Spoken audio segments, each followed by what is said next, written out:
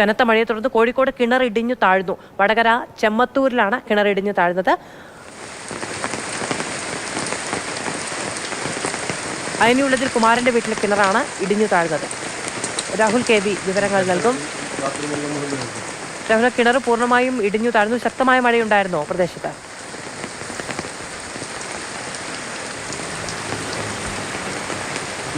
മാധു, കോഴിക്കോടും വലിയ ആശങ്ക തന്നെയാണ്. ശക്തിയേറിയും കുറഞ്ഞും ഇടവേളകളില്ലാതെ മഴ പെയ്തുകൊണ്ടിരിക്കുന്നു. മാനം അത് പെയ്ത് തോരുന്നേ ഇല്ല എന്നതാണ്. മലയോരത്തായാലും തീരദേശത്തായാലും നഗരപ്രദേശത്തായാലും എല്ലായിടത്തും ശക്തമായി തന്നെ മഴ പെയ്തുകൊണ്ടിരിക്കുന്നു. പല തരത്തിലുള്ള നാശനഷ്ടങ്ങൾ ഉണ്ടായിക്കൊണ്ടിരിക്കുന്നു. ഇപ്പോൾ കിണർ ഇടിഞ്ഞു താഴ്ന്നത് വടകര ചെമ്മരത്തൂരിലാണ്. അയനിയുള്ളതിൽ കുമാരൻ എന്നയാളുടെ വീട്ടിലെ കിണറാണ് ഇടിഞ്ഞു താഴ്ന്നത്. ഇതിനോട് ചേർന്ന് തന്നെയാണ് ഇവരുടെ കുളിമുറി ഉണ്ടായിരുന്നത്. അതും പൂർണ്ണമായും തന്നെ ഇടിഞ്ഞ് തകർന്നു വീഴുകയാണ് ഉണ്ടായത്. ഒപ്പം ഒരു വീട് തകർന്ന സംഭവം കൂടി ഇപ്പോൾ കല്ലാച്ചിയിൽ ഉണ്ടായിട്ടുണ്ട്. കല്ലാച്ചിയിൽ വീട്ടുകാരൊക്കെ ഉണ്ടായിരുന്ന സമയത്ത് തന്നെയാണ് എങ്ങനെ അപകടം സംഭവിക്കുന്നത്. ശബ്ദമുണ്ടായി, അത് കേട്ട് വീട്ടുകാർ പെട്ടെന്ന് തന്നെ ഓടി മാറിയതിനാൽ അപകടം ഒഴിവായി എന്നുള്ളതാണ്. മഴയ്ക്കൊപ്പം കാറ്റിനൊപ്പം അതിശക്തമായ നാശനഷ്ടം തന്നെ സർവ്വമേഖലയിലും ഉണ്ടായിക്കൊണ്ടിരിക്കുകയാണ്. ഒപ്പം മലവെള്ളപ്പാച്ചിലുണ്ടായത് വിലങ്ങാടാണ്. അവിടെ വനമേഖലയിൽ മഴ പെയ്തതിൻ്റെ അടിസ്ഥാനത്തിലാണ് വിലങ്ങാട് പുഴയിൽ വളരെ പെട്ടെന്ന് മലവെള്ളപ്പാച്ചിലുണ്ടായത്.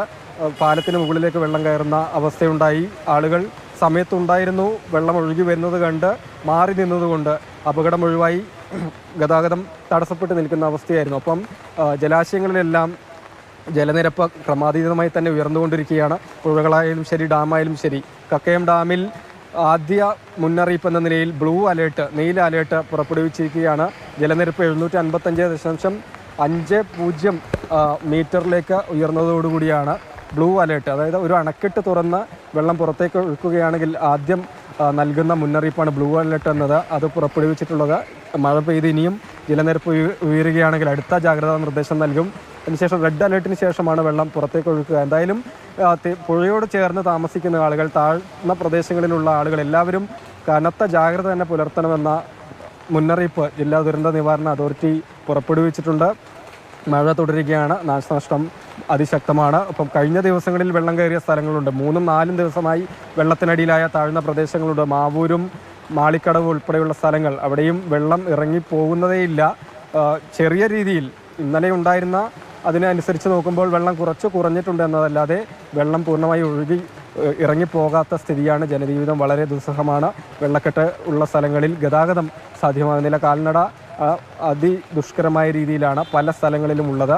മരം ഒടിഞ്ഞു വീണതിനെ തുടർന്ന് താമരശ്ശേരി ഉൾപ്പെടെയുള്ള മേഖലയിൽ, മലയോര മേഖലയിൽ വൈദ്യുതി പോസ്റ്റുകൾ തകർന്നിട്ടുണ്ട്. വൈദ്യുതി താറുമാറായി നിൽക്കുന്ന ഒരു സ്ഥിതിയാണ്. മാത്രം